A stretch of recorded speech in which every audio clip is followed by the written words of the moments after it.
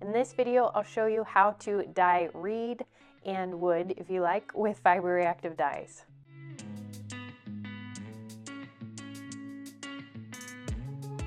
Hey Sugar Snaps, welcome to the Textile Indie YouTube channel. If you're new here, my name is Brittany. Here on YouTube, I share tutorials and inspiration in fiber and textile crafts.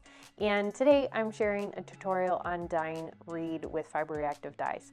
Check the description below for a few other videos I've done on how to dye reed with other types of dyes, and also for the playlist on dyeing and natural dyeing that I have on all types of fibers. Let's dive into dyeing rattan reed with fiber-reactive dyes. First off, check the description below for a list of the tools and materials. I have them all listed there, so I'm not going to go over them in this video, but I also have a corresponding resource page on my website, Textile Indie, that goes over where to purchase all of these materials to help you find and source what you need to do this project. Your first step is to find a tub or a pot that will fit your reed, and fill this with about 3 gallons of water, or enough water to cover your reed. And then dampen your reed and set it aside. This is just a quick dunk. And then you're going to wet your dye down in some hot water. I have some boiling water here, and I've mixed the dye so that it's thoroughly mixed. Poured it into my bin of water, mixed it around, and then I added 3 cups of table salt. Mixed that in and then added the damp reed. I'm using some bricks here to hold it down so that it's nice and submerged under the dye. After about 30 minutes, come back in and you're going to make a soda ash mixture. I add 1/3 cup of soda ash and 1 cup of hot water. Mix this up, mix it thoroughly. You want the water to run clear to ensure that the soda ash is completely mixed. And then add 1/3 cup of the mixture into your dye. Insert the reed and weight down the reed with your weights. Wait another 15 minutes and then do the same thing. Move your reed, add 1/3 cup of the soda ash mixture, and then insert it back in, weigh it down, and allow it to sit for 15 minutes.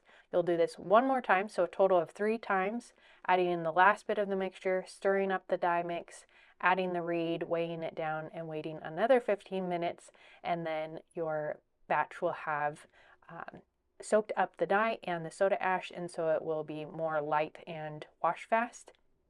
You can allow this to sit in the dye for up to another couple hours if you want to try to get a deeper color, but about 30 minutes is usually enough to get a nice deep color. Rinse it off thoroughly and then open your bundle up and hang dry it to ensure that all the layers of the reed dry. If it doesn't dry thoroughly and you bundle it up to store it, it will start to mildew. A quick review of what we did to dye the reed with fiber-reactive dyes. You create your dye bath, you soak the reed, just a quick dunk, and bundle it so that it's nicely bundled and will hold together in your dye bath. Put that into the dye, allow it to sit, then you add some soda ash, allow it to sit longer. Once it's dyed to the depth of color you like, you remove the dye, rinse it off thoroughly, hang dry it, and then store it or use it for your basket weaving or other projects.